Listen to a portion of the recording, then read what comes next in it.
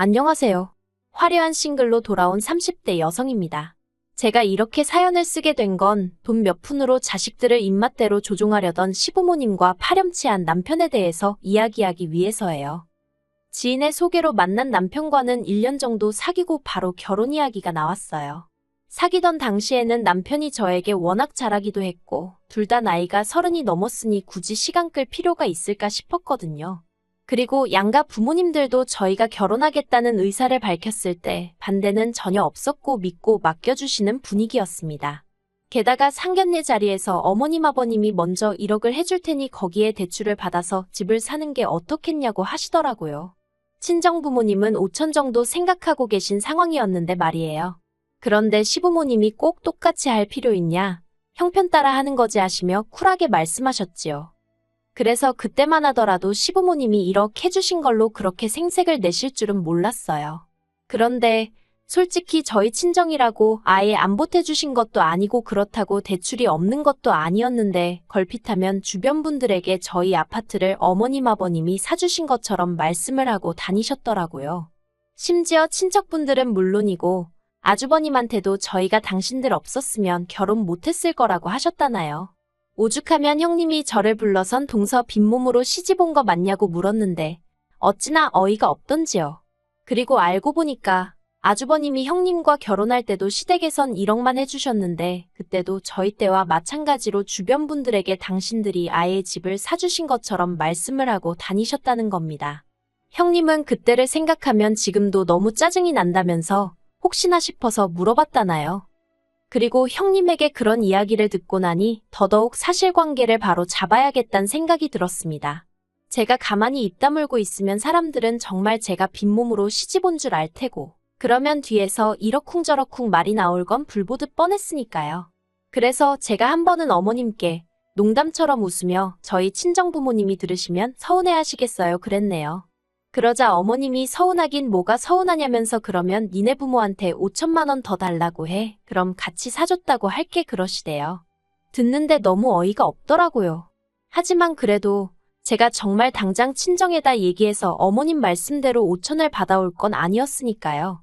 그래서 황당하긴 했지만 이후로는 그냥 어머님의 유치한 허세 정도로 이해하려고 했어요. 하지만 어머님 아버님의 돈으로 유세라고 해야 할지 생색이라고 해야 할지 아무튼 하루가 다르게 더 심해져만 갔습니다. 집을 당신들이 해줬으니 당신들도 저희 집에 어느 정도 지분이 있다 하며 한 달에 2~3번은 꼭 오셔서 주무시고 가시려고 하셨거든요. 그러다 서울에 당신들이 볼 일이라도 있을 때면 길게는 3~4일을 연달아 계시기도 했고요. 참고로 시댁과 저희 집은 왕복 3시간 정도 거리가 됩니다. 그러니 아무리 연락 없이 오셨다고 하더라도 자식으로서 그냥 돌려보낼 수도 없는 노릇이었지요. 그래서 어쩔 수 없이 그럴 때면 울며 겨자 먹기로 주무시고 가시게 할 수밖에 없었네요. 그러다 언젠가부턴 어머님 아버님이 올라오시는 게 귀찮아지셨던 건지 저희 부부더러 내려오라고 하시더라고요. 근데 그게 한 달에 한 번도 아니고 매주 한 번, 그리고 꼭 자고 갈 것을 요구하셨지요. 빈손으로 오면 안 되는 건 당연한 거였고요. 그래서 갈 때마다 과일이며 고기며 사들고 내려가야 했는데 그냥 싫다고 못 간다고 했으면 되는 걸 꾸역꾸역 가놓고서 왜 이런 이야기를 하냐 하시겠지만요. 저도 정말 가고 싶지 않았습니다. 그런데 어머님이 말끝마다 당신한테 잘하는 자식한테 1억을 주겠다 그런 소리를 하셨거든요. 그리고 저보다는 남편이 그 1억을 무척 탐내는 눈치였습니다. 조금만 신경 써서 하면 되는 걸 괜히 어깃장 부리다가 아주버님이 가져가게 되면 어떡하냐면서요. 지금 생각해보면 1억을 탐내는 척 효도를 하고 싶었던 건가? 문득 그런 의심도 들긴 하네요. 아무튼 무엇보다도 당시 제가 정말로 이해할 수 없었던 건 어머님 아버님은 이유가 어떻든 간에 자식들끼리 싸움이라도 났으면 하셨던 건지 별것도 아닌 일로 경쟁을 부추기셨다는 거예요. 당장 그 1억만 하더라도 차라리 아들들한테 똑같이 5천씩 나눠주시던가 아예 안 주시던가 해도 되는 걸 굳이 당신한테 더 잘하는 사람한테 주겠다 하시고 그뿐만이 아니었어요. 저랑 형님을 두고 점수를 매기는 일도 잦았거든요. 큰며느리인 형님은 친정에 자주 안 가니까 100점. 저는 친정에 한 달에 한 번은 꼭 가니까 미워서 빵점 뭐 이런 식으로 말이에요. 빵점 며느리란 소리에 친정 부모님은 크게 노여워하셨습니다. 무슨 그런 못 베어먹은 집구석이 있냐면서요. 그리곤 급기야 친정아버지께서 따로 남편을 부르셔서는 막말하는 부모한테 내 와이프한테 함부로 하지 말라 소리 한마디도 똑바로 못하면서 그게 무슨 남편이냐고 계속 그렇게 살 거면 당장이라도 내 딸 놔주고 부모한테 가서 살라고 크게 화를 내셨지요. 평소에 인자하게만 보였던 저희 아버지가 그렇게 세게 나가셨으니 남편도 많이 놀랐는지 쩔쩔매대요. 그렇게 그 일이 있고 얼마 지나지 않았을 무렵 어머님 아버님이 급하게 저희 부부를 찾으셨습니다. 무슨 위중한 일이라도 있나 하고 걱정을 했는데 알고 보니 제가 전화를 자주 안 해서 괘씸하다며 당장 내려오라고 하신 거였지요. 솔직히 겨우 그 얘기를 하시려고 저희 부부를 반차까지 내가며 왕복 3시간 거리를 오가게 하셨다는 게 어처구니가 없더라니까요. 참고로 전화는 일주일에 3번 정도는 드리고 있었습니다. 어머님 아버님은 매일같이 하기를 원하셨던 거고요. 그리고 이때는 남편도 억지도 이런 억지가 있나 싶었는지 처음으로 어머님 아버님께 큰 소리를 냈어요. 둘 다 집에서 노는 것도 아니고 아침에 불이 나게 출근하기 바쁘고 퇴근하고 집에 오면 뻗어 있는데 전화 좀 못할 수도 있지. 자식을 진짜 생각하신다면 그 정도는 이해해 주셔야 하는 거 아니냐면서요. 그러자 어머님 아버님, 특히나 어머님이 크게 충격을 받으신 듯 했습니다. 그도 그럴 것이 그동안엔 네 형은 어쩌고 하거나 돈을 주네마네 하면 찍소리도 안 왔던 작은 아들이 어머님 표현을 빌리자면 지 마누라한테 눈이 뒤집혀서 부모도 못 알아보고 성질을 낸 거니까요. 이후로도 어머님께선 도무지 화가 가라앉지 않았는지 급기야 저희 부부더러 저희 같은 후레 자식은 처음 봤다면서 당장 살고 있는 아파트에서 나가라셨어요. 이런 자식들인 줄 알았으면 길바닥에서 노숙을 하든지 어디 시공창에 들어가서 살던지 신경도 안 썼을 거라면서 말이에요. 그리고 어머님의 막말이 계속되자 남편도 악을 쓰면서 우리가 나가긴 왜 나가냐고 죽어도 못 나간다고 맞섰습니다. 2시간 넘게 그렇게 고성이 오가면서 결국 일이 커져버렸어요. 어찌나 답답하던지 이러지도 저러지도 못하는 상황에서 결국 전 친정아버지께 그러니까 사위를 왜 몰아붙였냐고 원망 아닌 원망까지 쏟아냈네요. 지금 생각하면 친정아버지가 뭐 하나 틀린 말씀을 하셨던 것도 아니었는데 말이지요. 아무튼 제 이야기를 한참 듣고 계시던 친정아버지가 그놈의 아파트 이참에 팔아버리라셨습니다. 아파트 팔아서 시댁에 1억 돌려줘버리고 남은 돈으로 저희 형편에 맞는 집에 들어가서 마음 편히 살라고요. 그리고 친정아버지 말씀에 따라 저희는 아파트를 처분하고 1억을 돌려드리기로 했습니다. 그런데 어머님 아버님이 집값이 올랐는데 왜 1억이냐며 이자로 1,000만 원을 더 내놓으라는 거예요. 진짜 황당했는데 뒤에서 말 나오는 게 싫어서 결국 1,000만 원까지 더 얹어드렸어요. 그러니 시부모님에 대한 제 감정은 최악으로 치닫게 되었고 이후로 거의 발걸음을 끊다시피 지내게 된 거지요. 그리고 그 시간 동안 여러 가지 일이 있었습니다. 일단 저희 외할머니가 돌아가셨거든요. 상황이 상황인지라 내키진 않았어도 시댁에도 소식을 전했어요. 그런데 형님이 5만 원 보내주신 걸 빼고는 시댁에선 누구 하나 이렇다 할 말이 없었네요. 애시당초 기대도 없었지만 그래도 실망스럽고 친정부모님 볼낯이 없었지요. 그리고 그런 와중에 친정어머니가 외할머니 재산의 절반을 상속받으셨어요. 그 중에는 건물도 있었는데 친정어머니가 저에게 월세나 받으면서 살라고 솔직히 그렇게 조치를 해주셨습니다. 덕분에 전 회사는 관두고 예전부터 가고 싶었던 대학원에 진학했고요. 뿐만 아니라 저희 부부는 어머님 아버님께 돈을 돌려드린 이후로 10평대 작은 빌라에서 전세로 생활하고 있었거든요. 그런데 친정어머니가 도움을 주셔서 30평대 신축 아파트로 이사도 하게 되었습니다. 대출을 좀 받긴 했지만 건물에서 나오는 월세로 감당 가능한 수준이었기에 큰 부담은 되지 않았어요. 한마디로 남편은 예전과 다름없이 직장 생활을 하고 있었지만 저희 부부가 먹고 사는 수준은 신혼 때와 비교가 안 될 만큼 여유가 생겼지요. 그러다 시댁하고 다시 왕래를 시작한 건 작년 초였습니다. 해묵었던 감정이 해결되어서 그런 것은 아니었고 아버님이 원래 갖고 계셨던 지병이 악화되면서 상황이 안 좋아졌거든요. 그러니 아무리 사이가 안 좋았을지라도 자식된 도리로서 모른 채 할 수는 없었지요. 그런데 어머님은 혼자서 아버님 간병을 하기엔 힘에 부치고 그렇다고 다른 사람은 믿업지 못하다며 며느리인 형님과 제가 격일로 내려와 아버님 간병을 도우라 하셨습니다. 그러면서 또 다시 더 잘하는 자식에게는 돈을 주네 집을 주네 하나도 변하지 않으신 모습에 형님도 저도 두 손 두 발 다 들었었어요.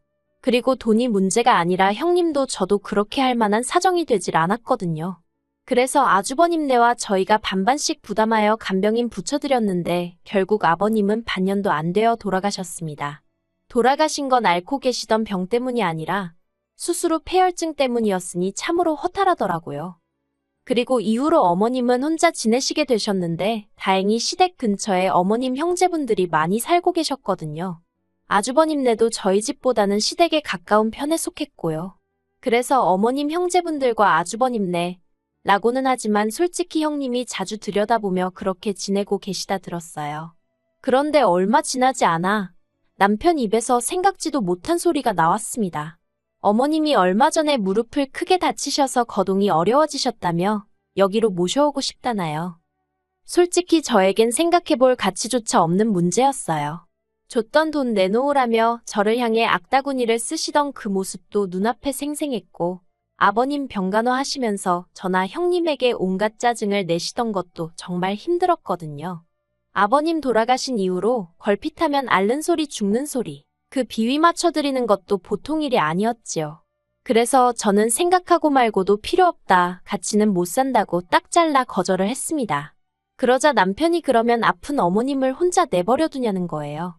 당연히 그런 뜻은 아니었지만 어머님이랑 같이 살게 되면 어머님 수발이란 수발은 전부 다 제가 들어야 될 게 뻔한데 제가 남편더러 어쨌든 난 못한다고 계속해서 안 된다고 했어요.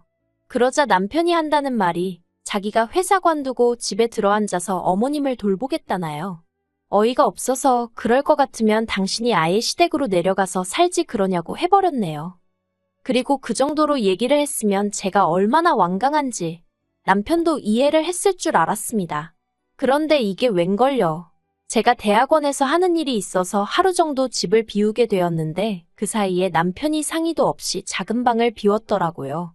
작은 방은 일단은 창고처럼 쓰고 있었지만 아이가 생기면 아이방으로 쓸 생각이었어요.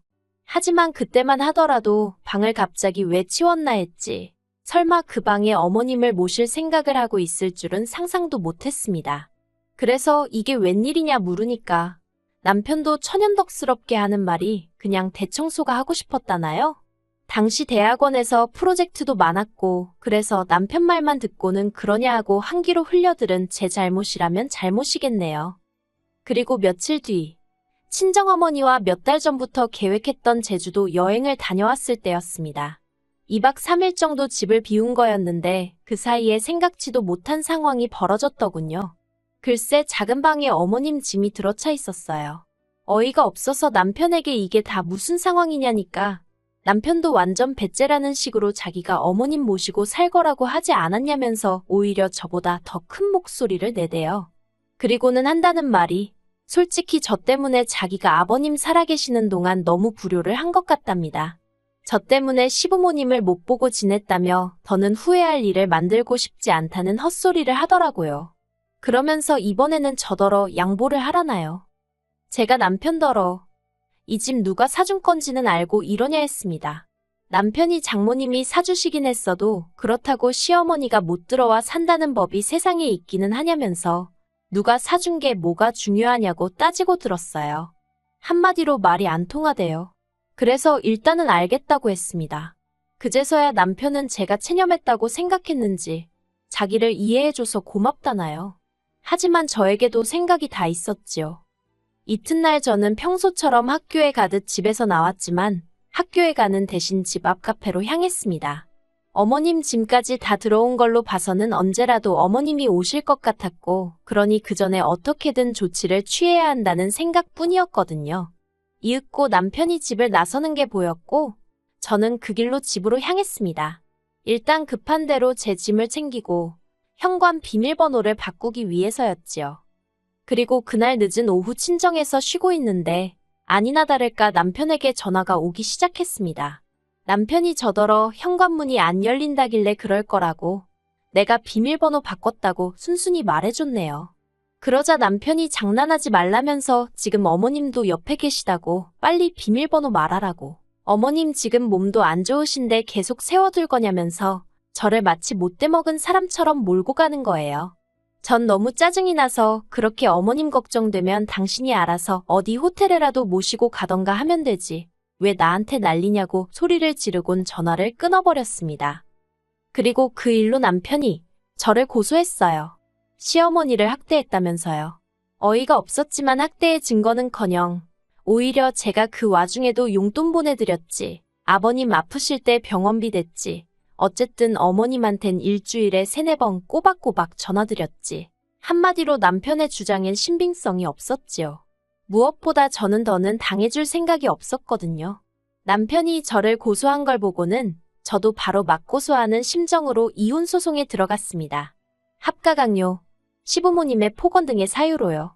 그리고 남편과 달리 저는 들이밀 증거가 차고 넘쳤거든요. 그런데 웃긴 게 막상 제가 이혼 소송을 시작하고 얼마 되지 않았을 때였어요. 처음엔 저 같은 여자랑 결혼한 자기가 미친 엑스네. 아버님이 돌아가신 것도 저 때문이라며 악을 쓰던 남편이 갑자기 태도를 바꿔서는 자기가 잘못했다면서 제 앞에서 싹싹 빌대요. 어머님까지 나서서는 당신 때문이면 당신은 없다 생각하고 살아도 된다고 이혼만은 하지 말라면서 절 잡으셨고요. 그러면서 어머님이 눈물을 보이시는데 솔직히 그런 두 사람의 모습을 보고도 아무 느낌이 안 들더라고요. 그래서 흔들리고 그런 것도 없었고 그냥 남편한테 법대로 하자고 했네요. 결국 제가 이겼고 남편이 항소를 포기하면서 끝을 보게 되었습니다. 같이 산 세월이 길지 않아 위자료는 1,000만 원 수준에 그쳤지만 그것보단 더는 그 피곤한 싸움을 하지 않아도 된다는 사실이 기뻤네요. 그리고 한편 이혼 후 형님과 딱 한 번 연락을 주고 받은 적이 있는데 형님도 이혼을 생각 중이라면서 말해주기를 어머님이 사시던 그 집이 알고 보니 월세였답니다. 매번 자식들 상대로 재산을 주네마네 하시더니 실상은 개털이었던 거지요. 한편 저는 남편과 살던 아파트는 한마디로 재수가 없어서 팔아버렸어요. 그 돈으로 평수는 작지만 더 좋은 위치에 있는 아파트로 이사해서 지금은 혼자 잘 지내고 있습니다. 이혼녀 딱지를 달게 되긴 했지만 크게 신경은 안 써요. 친정부모님 능력 있으시고 저도 제 커리어를 쌓아나가고 있으니까 뭐 좋은 인연이 생길 수도 있고 안 생기면 또 어떤가요? 저 혼자 잘 먹고 잘 살면 되지요 뭐.